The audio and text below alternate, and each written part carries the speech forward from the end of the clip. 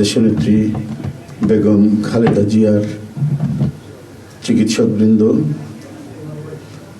জাতীয় স্থায়ী কমিটির সদস্যবৃন্দ, বিএনপির অন্য নেতৃবৃন্দ মহোদয় বলেছেন, আমি আর কিছু বলতে চাই না, শুধু এইটুকু বলবো যে সংকটে শোকে মাথার উপর যেমন মায়ের একটা ছায়া থাকে, আজকে জাতি যেন সে ছায়া থেকে বঞ্চিত হলো।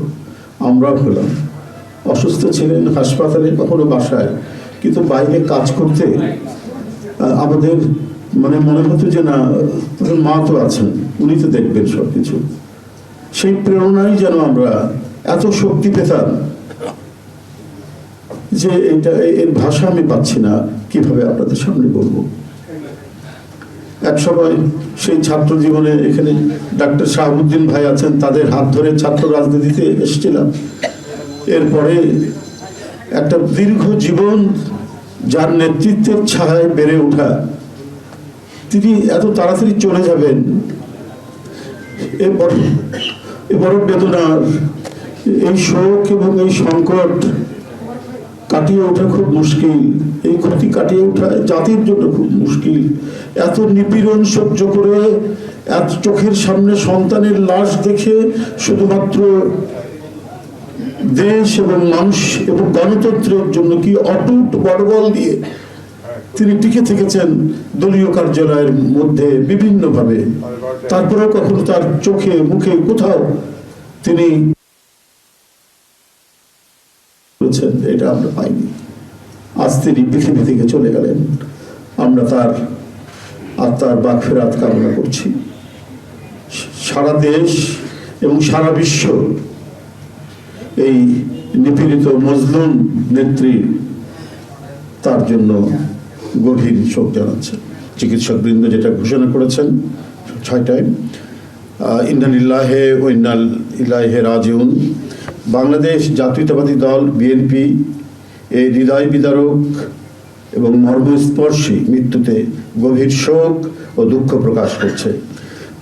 দেশের জনগণের, দলের সর্বস্তরের নেতাকর্মী, বিভিন্ন রাজনৈতিক দল, পেশাজীবী সংগঠন সকলকে দেশনেত্রীর জন্য আল্লাহ রাব্বুল আলামিনের কাছে তার রুহের মাগফিরাত করছি। আজকে এই তাৎক্ষণিক যে সাংবাদিক সম্মেলন থেকে এখানে তাৎক্ষণিকভাবে যে কর্মসূচিটি প্রণয়ন করা হয়েছে তা আমি আপনাদের সামনে এখন উপস্থাপন করছি।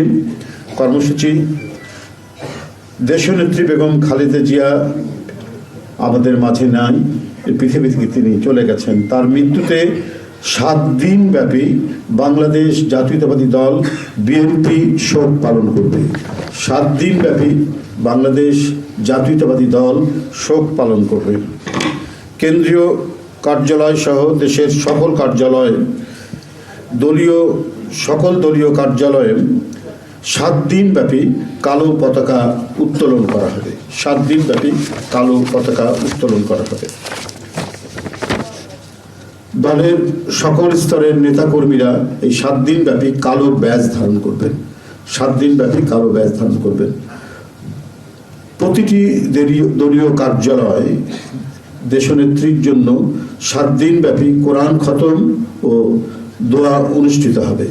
কোরআন খতম ও দোয়া মাহফিল অনুষ্ঠিত হবে।